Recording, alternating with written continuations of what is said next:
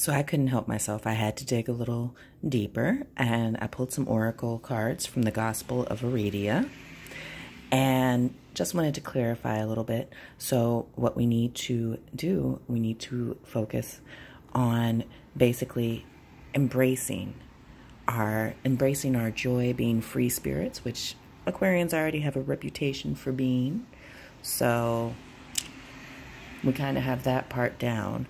But I think that a lot of us may have forgotten it and have been rediscovering it, just like we were talking about back over in this part where we had a certain amount of basically embracing ourselves and returning to ourselves and exploring our energy.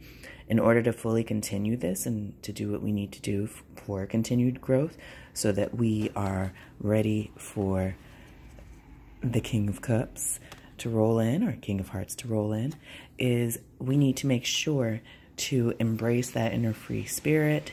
We need to enjoy every moment and live in the moment and be, not be reckless, but living in the moment.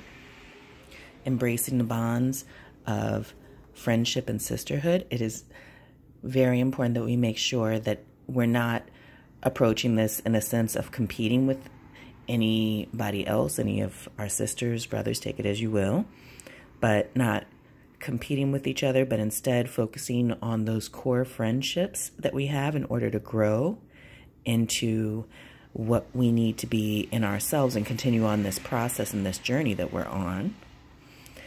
And that goes back to also the gospel card, which is all about seeking truth. What is our truth? What is the truth of our experiences? What is the truth of our lessons?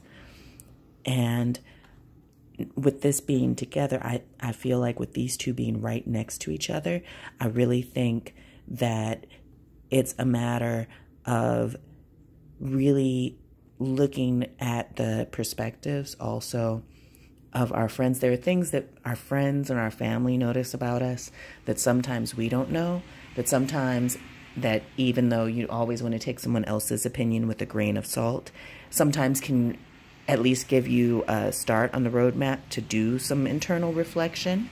Now, you don't want to beat up on yourself about anything. You want to embrace the good parts of you, because that's another thing. Sometimes there are good parts of ourselves that we forget or lose when we're going through a difficult time or have been through a difficult time or a difficult chapter and phase.